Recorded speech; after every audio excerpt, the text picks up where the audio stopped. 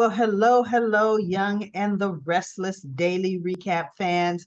Today's daily recap is for Friday, Cliffhanger Friday, although there was no cliffhanger. September the 2nd, 2022, September 2nd, 2022. Let's see, today on the Young and the Restless, and don't want to start at that slide. That's going to be a little bit later. We start here. Guess who's old enough and is off to college? Little Faith Newman, Sharon Newman's youngest daughter, is off to college. I guess Moses will be joining her there because I think they're going to the same college. Just we haven't seen Moses on the show since Mariah and Tessa's wedding. They really didn't need Noah. Faith can be gone too. There's no real storyline with either of those. So she's on her merry way, and they're doing their checklist before they hit the road. And Adam walks in and he's like, well, what's going on? What little operation we got going on here. And Faith tells him, guess what, Adam? Your kidney is going off to college. And he kind of looks and she thanks him again. She said, because look, if you wouldn't have donated one of your kidneys to me, I wouldn't be going to college. So I was actually kind of happy that still there's some appreciation there for what he did for her. And actually everybody agreed, that yes, that, he did a great deed when he did that. So he wished her well. He says it'll probably have a better time in college than when I went, even though Adam went to Harvard. So I'm sure he studied a lot, but so Faith is going to be gone. And then let's see, what else do we see on the Young and the Restless? Then we have Sharon and Adam then talk about Faith going to college, and he's like, is it going to be hard on you? And she's like, no, she's ready for Faith to begin that chapter in her life. Mariah and Tessa are still there, and they're married. Noah's there, so she still has her kids right there. And then Sharon brought up something about Sally, and Adam's like, wait, oh, because Sally said something, and he goes, you talked to Sally? And she's like, yeah, she told me X, Y, and Z. And I'm thinking, blabbermouth, Sharon, that wasn't supposed to be told like that. And so as they're talking, guess who walks into the coffee house but Sally? So Adam then goes up to her and asks her, can they talk on the patio area? And Sally was a little reluctant, but let's be real. Any opportunity she could be in Adam's orbit, she takes it like it was a gift from God, okay? She may protest a bit, but oh, Adam, okay, let me sit next to him. Let me have an attitude, but I'm around him, So he actually apologizes to her. He rats out Chloe and saying, Chloe wanted me to come in pretty much ended, make sure it's ended, make sure you understood, break your heart, And she's like, I can't believe Chloe, went this far. And he goes, no, Chloe cares about you. And that's the real Chloe cares about her. So he just said, I'm sorry. I'm sorry for what I did to you. I'm sorry for the way it happened, that he was not going to try to come break her heart. He's going to truly apologize to her. And he did. And she kind of looked like, does this mean I could still start to continue to fantasize about you? It's still, she's left up in the air because the conversation hasn't finished. Let's see what turn it takes on Monday, if they even go back to it, because I see Sally and Adam somehow getting back together. Yeah, Nick is getting there. We'll see. I don't know where they're going to go. Right now, who knows what's going to happen with Adam. Now, he and Sharon talk as friends, but guess what? If there was a new man in town in Genoa City and Sharon was interested in him, oh, Adam would be all in that relationship, right? Oh, Sharon, I need you, Sharon. You're the only one I could talk to. Sharon. So when Sharon is available, Adam has no use for her. But let her get in with somebody else, then now he's interested. So that's how that went with Adam and Chelsea. Now we have Mariah and Tessa. They came into the coffee house looking all down in the dumps. They met with a private adoption attorney. And that attorney pretty much told them, no, you're not, you guys aren't good candidates, because they both kind of have a little checkered past, right? And in my mind, I'm thinking, why'd you go private like that? Go through the public adoption system. But remember what I said about my prediction about Noah and that ex-girlfriend. I really believe that's how Mariah and Tessa are going to end up with the baby. So we shall see how that goes. But Sharon kind of gave him a pep talk and said, no, that is not the only attorney in town.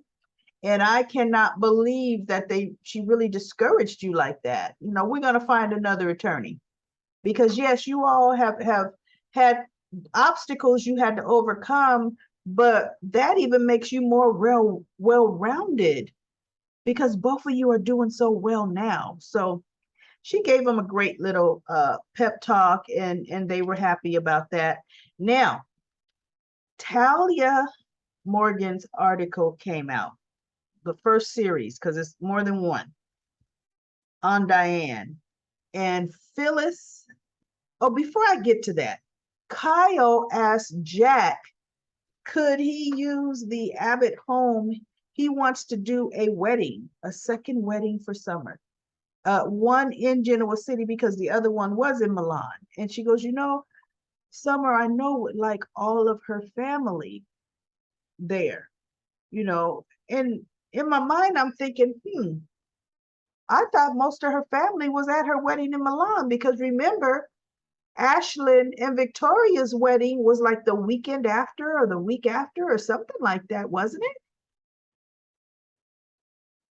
I think it was something like that, right? Because they came over with Harrison, and Nikki and Victor were there at Summer's wedding. I even think they said, because they didn't really show Summer's wedding, Phyllis was there, Jack was there. I even think Noah popped in. So I kind of think all her family was at her destination wedding, but they're going to do it in town. And Jack felt honored, got a little teary-eyed when Kyle even suggested it. So it's a definite go. And Diane comes in on, what arrangements? Because she heard him say, well, look, let me know if I can help with the arrangements. What arrangements? What's going on? So Kyle told her, but he said, look, this, I haven't even told Summer about it. I don't want it out yet. Okay. So yeah, we're keeping a secret. I'm good with that. Well, Summer and Phyllis come in back into the office after a lunch, where Summer was pretty much telling Phyllis, I don't know, I still don't trust this whole thing with Talia Morgan and you there, and writing an article on Ashlyn, and I don't want my son hurt. And Phyllis is like, no, she would never hurt a child. And I'm thinking, how do you know how that investigative reporter is gonna word that, right? And so Phyllis is thinking, because it's not going to be about Ashley. But guess what? Diane is little Harrison's grandmother. Oh, see, they're not thinking how that is going to impact Kyle and Summer, and Harrison. But here's the thing. It's Phyllis's involvement that's the problem. It's not so much that the information is coming out, because a lot of it came out in the past. It's just a few tidbits that Phyllis filled her in on. And all of this stuff is what I said months ago. Why has Summer and or Kyle just not even went to the internet? It's all there, what Diane did before. And the internet doesn't go away, So now it's just brought back into the forefront. These are things that little Harrison could deep dive into if he's older anyway. He could have seen what his grandma Dee did in the past. So, but there's definitely going to be backlash. But it was great because Vicky sees it, and she tells Victor, about Talia, and he goes, are you sure you could trust this journalist? And she goes, yeah. and it's going to bring humiliation to Diane. And hopefully she's so humiliated that she scurries right on out of town. Come on, everybody. We're talking Diane Jenkins. Do you think that bad press is going to drive her out of town? Not in the least. This is one of those stupid plans that even Harrison could have said won't work because it's not going to work. Diane has already gotten she's just ingratiated herself too much. And Jack is now backing her. Kyle is backing her. Summer is somewhat backing her. That when this article comes out and everybody sees it, they're going to rise to Diane's defense. That's what they're going to do. Because all Diane has to do is do a little tears and say, but I've worked so hard to change my life. In LA, I just really did a lot of work on myself. That is such old news. And haven't you guys seen a better Diane? Diane 2.0, right? Diane 2.0 is good. They're going to stand beside Diane.